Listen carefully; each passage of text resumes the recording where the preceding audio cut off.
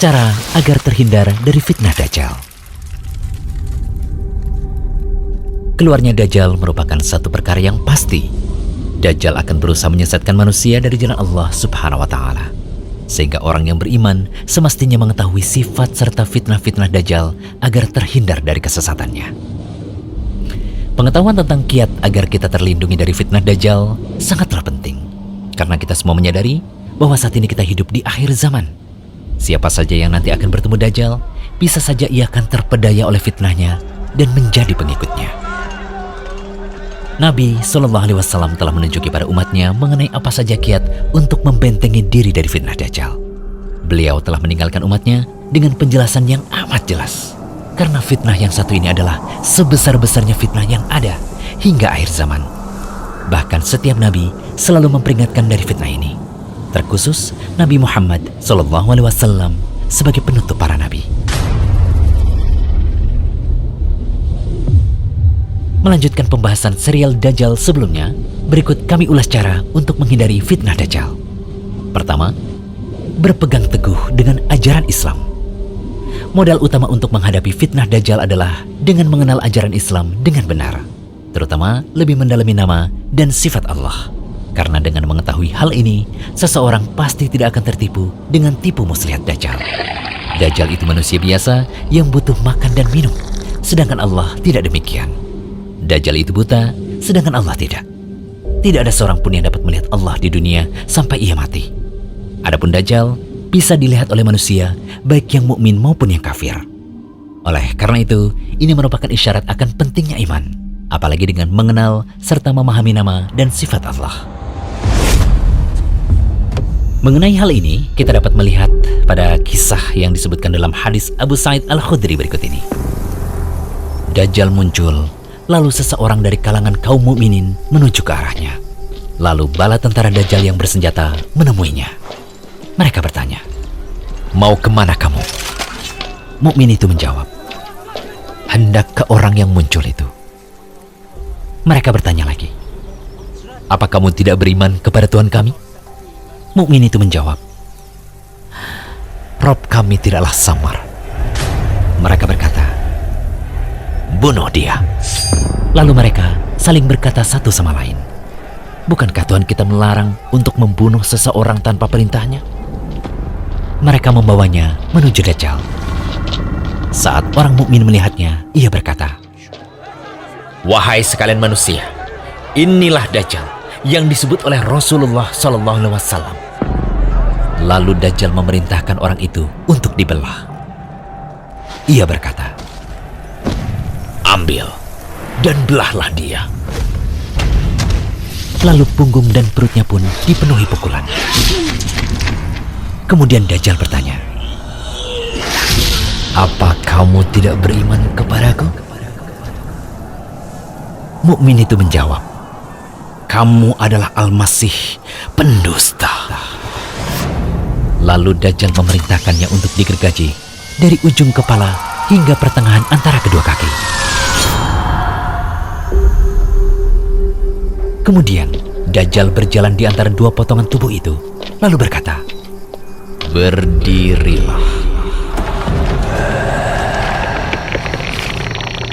Tubuh itu pun berdiri. Selanjutnya, Dajjal bertanya kembali kepadanya, "Apa kamu beriman kepadaku?" Ia menjawab, "Aku semakin mengetahuimu."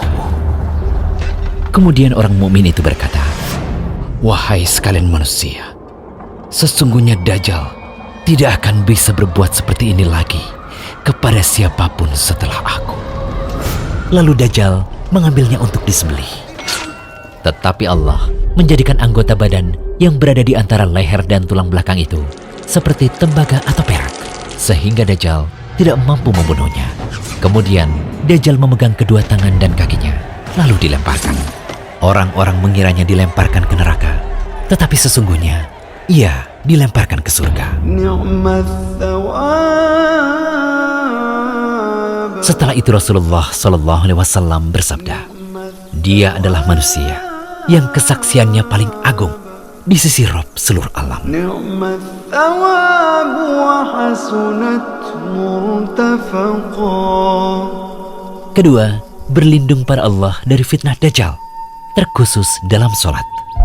Dari Abu Hurairah radhiyallahu anhu, Rasulullah SAW bersabda, jika salah seorang di antara kalian melakukan tasyahud, mintalah perlindungan pada Allah dari 4 perkara.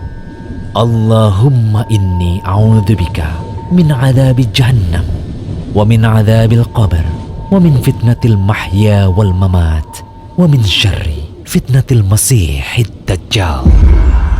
Ya Allah, aku meminta perlindungan padamu dari siksa jahanam, dari siksa kubur, dari fitnah hidup dan mati, dan dari kejelekan fitnah Al-Masih Ad-Dajjal. Alhamdulillahilladzi anzala ala abdihil kitab wa lam yaj'al lahu 'iwaja. Ketiga, menghafal surat Al-Kahfi. Nabi SAW telah memerintahkan untuk membaca awal-awal surat Al-Kahfi agar terlindungi dari fitnah Dajjal. Dalam riwayat lain disebutkan akhir-akhir surat Al-Kahfi yang dibaca. Intinya surat Al-Kahfi yang dibaca bisa awal atau akhir surah. Dan tentu yang lebih sempurna adalah menghafal seluruh ayat dari surah tersebut. Dari Abu Darda, ia berkata bahwa Nabi SAW bersabda, barang siapa menghafal 10 ayat pertama dari surat Al-Kahfi, maka ia akan terlindungi dari fitnah Dajjal. Hadis riwayat Muslim. Dari An-Nawas bin Sam'an, ia berkata bahwa Rasulullah SAW bersabda, barang siapa di antara kalian mendapati zamannya Dajjal, bacalah awal-awal surat Al-Kahfi. Hadis riwayat Muslim.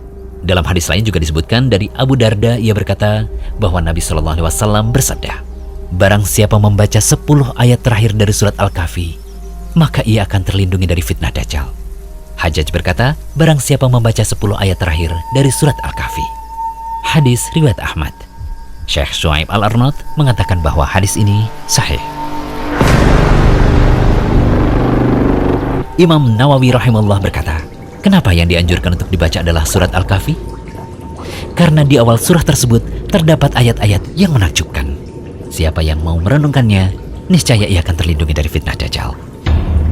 Di dalam surah Al-Kahfi, sungguh banyak kisah-kisah yang dapat dijadikan ibrah. Mulai dari kisah penghuni gua, kisah Musa dan Khidir, dan kisah Dzulqarnain, juga terdapat penetapan hari kebangkitan. Oleh karena itu, sudah sepantasnya surat ini dibaca, difahami maknanya, dan lebih baik lagi dihafalkan. Keempat, menjauh dari Dajjal. Saat Dajjal keluar, jangan sesekali mencoba mendekat, meski kita memandang ilmu dan iman sudah dirasa cukup. Karena bisa jadi seseorang menyangka bahwa ia memiliki iman yang kokoh, namun ia terperangkap syubhat Dajjal. Lalu akhirnya ia pun menjadi pengikut setianya. Dari Imran bin Husain, ia berkata bahwa Rasulullah SAW bersabda, barang siapa mendengar berita kemunculan Dajjal, maka menjauhlah darinya. Demi Allah, ada seseorang yang mendatangi Dajjal, dan ia mengira bahwa ia punya iman yang kokoh. Namun malah ia yang menjadi pengikut Dajjal, karena ia terkena syubhatnya ketika Dajjal itu muncul. Hadis riwayat Abu Daud dan Ahmad. Syekh Albani mengatakan bahwa hadis ini sahih. Semoga pemaparan kami ini bisa menjadi peringatan serius bagi kaum muslimin untuk benar-benar memperbanyak amalan-amalan tadi agar kita diselamatkan oleh Allah dari fitnah Dajjal. Nantikan pembahasan serial Dajjal berikutnya hanya di channel Rumaiso.com. Jangan lupa kunjungi Rumaiso.com, update setiap hari, insya Allah.